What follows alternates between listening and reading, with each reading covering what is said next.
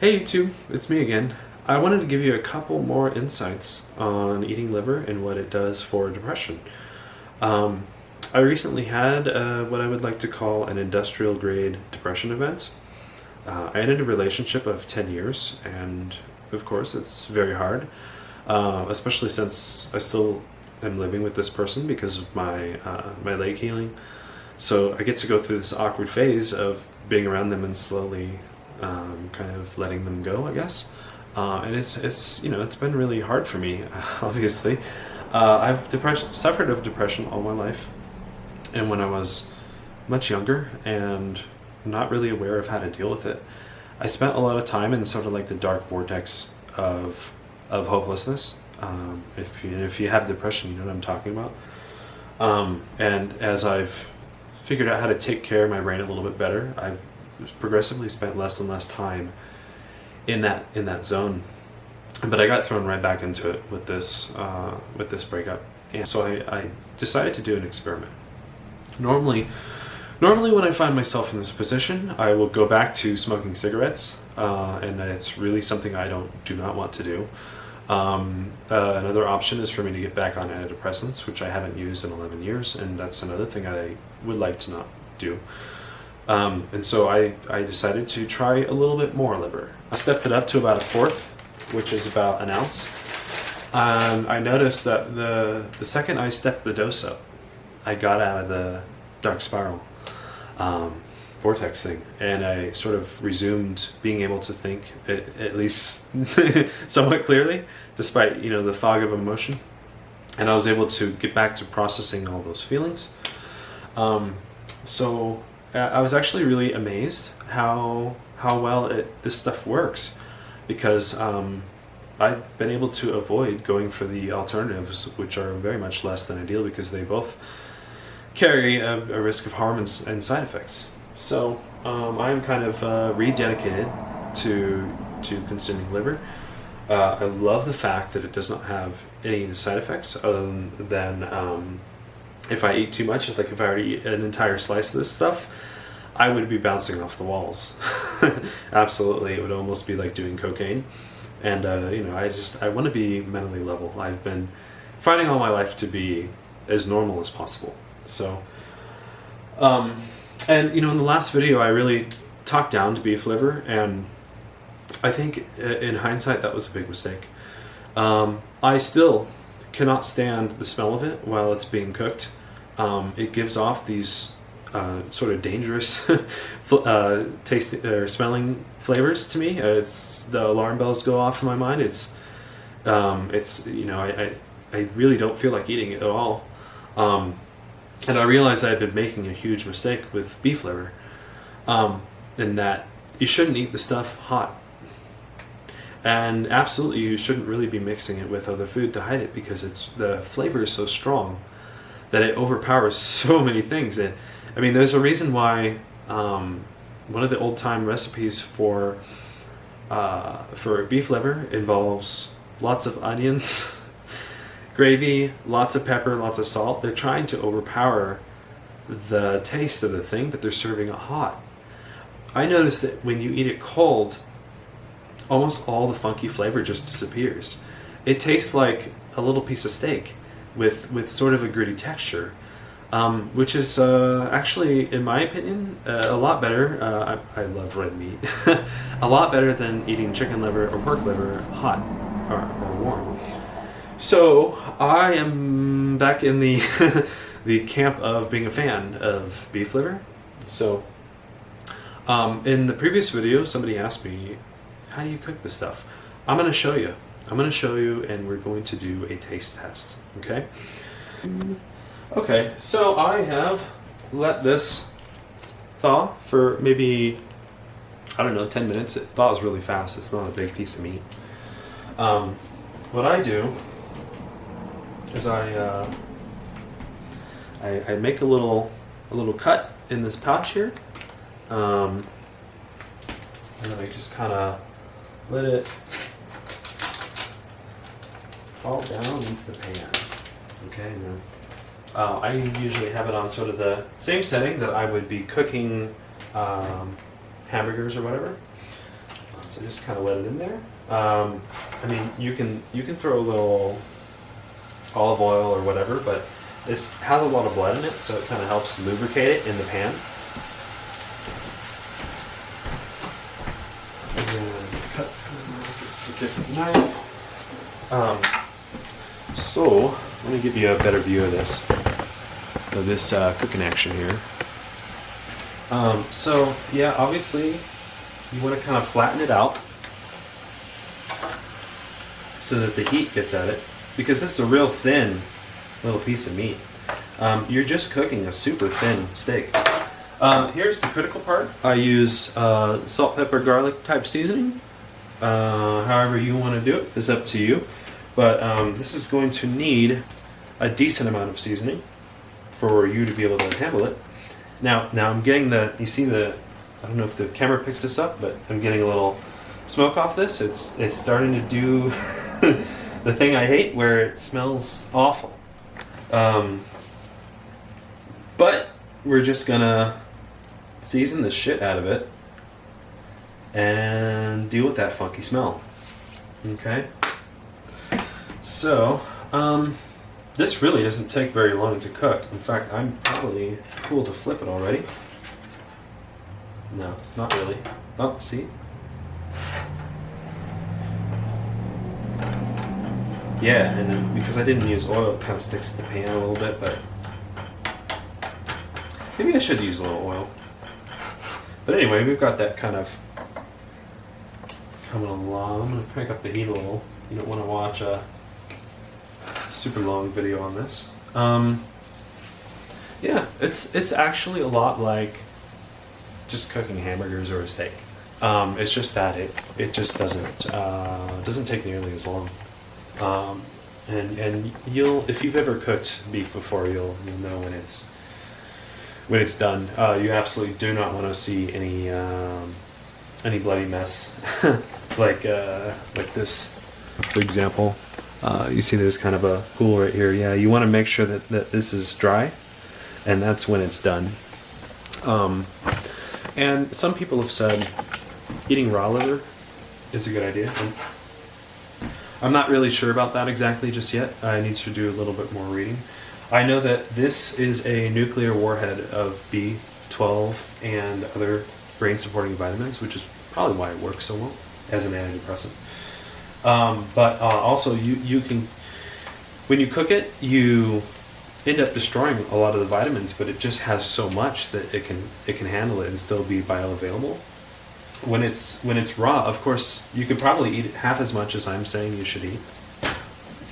However, I've heard that some animal livers can harvest worms and things that can survive the freezing process, which are incredibly harmful. So I just choose to cook mine, and there's so much nutrients in this that you can throw some away, and I also don't like the taste of it, so eating it raw is probably worse. I don't know. But yeah, we're actually almost done cooking already. This is not a lengthy process. I'll show you a little bit better. You see, it's kind of starting to look like a steak, a little piece of steak. Starting to get kind of stiff. I'd say we are just about done. I'm going to let this cool for a little bit, and then we're going to cut it up into servings. Okay. All right. So it's time to transfer the patient to the operating table.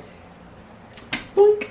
And we are going to cut this little thing into 4 different slices, because that's my current dosage. When you first get started on this stuff, you might actually want to try eating an entire 4-ounce piece and seeing what happens. That might convince you that this is the way to go. Because the first time I had an entire 4-ounce piece, I was bouncing off the freaking walls. My wife couldn't stand me. I already sort of have borderline ADHD, and yeah, it was not good. So I eat about an ounce when I need sort of industrial grade protection against depression, I suppose. So I'm going to cut it into a fourth of my own dosage. You're going to have to experiment with what it is that you need, how much you need, and you know, whether it works for you and is appropriate for you. It's all an experiment. So then we have that, and then I like to throw this into a meal prep container because, again, I am eating this cold. So we sort of do that, and then clean this stinky, horrible dishes, and then bada boom. There's antidepressants for 4 days. Of course, this stuff will last around, I'd say about a week is pretty legit. Maybe a little bit over a week in the fridge. It'll be just fine. So you can cook 2 pieces at once, sure. And then cut it up into 8 parts and then make it part of your sort of weekend routine. I really am a big fan of these these meal prep containers here. Highly appropriate message. So yeah, that's basically it. That's how I take care of my brain, because for whatever reason I seem to not be absorbing B vitamins properly, and my father also has the same issue. So again, give this a try if you're having issues with depression. It's maybe $3 to buy one of those packs that I showed you earlier, so it's really inexpensive. If you still can't do cold beef liver, really, try out some chicken liver. This is sold in little tubs at a lot of grocery stores. It has like a bunch of livers in it. So again, you're going to want to cook maybe half of this, and then eat. Gee, how many ounces this is? Holy smokes, this is 20 ounce. Maybe less than half. But I don't know what the optimal dosage is for this per se. However, I know that it works the same way as beef liver does. It contains a lot of the same things. Now, what you will notice about chicken liver is that it tastes and smells a lot like cat food does. And that's probably going to turn you off. The reason for that is pretty obvious.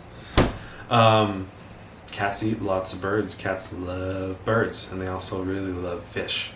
With some cats that are fed sort of like a raw or native diet, they will crave liver, specifically chicken liver. And sometimes some cats get like addicted to it and they won't eat anything else. So that chicken liver is in your cat's food generally as a mean of supporting its, I guess that's mental health and maybe some other aspects of its health, because it's, you know, pretty much mostly a carnivorous animal. So yeah, chicken liver, yeah, it's sort of hard to get over the hump of that smell, but I think of it this way. Me and Kitty have some of the same nutritional needs. So strange as it sounds. So yeah, try chicken liver. Pork liver, I find it very hard to get pork liver in any supermarket. So I actually bought, I believe that this is a whole pork liver, or maybe two or three pork livers. You're usually going to buy it or find it in this format where you're going to have to thaw it for a day or whatever, and then cut it up yourself. So it's just really not as convenient as the beef liver pack. So anyway, if you have any interesting insights on eating liver, and you know, if you tried experimenting with it on yourself, let's hear it from you. I really want to know. And finish off this video, I'm going to show you that I actually do eat liver. This is my stuff that I've sort of cut up into doses. And I'll just tell you straight up what it tastes like cold.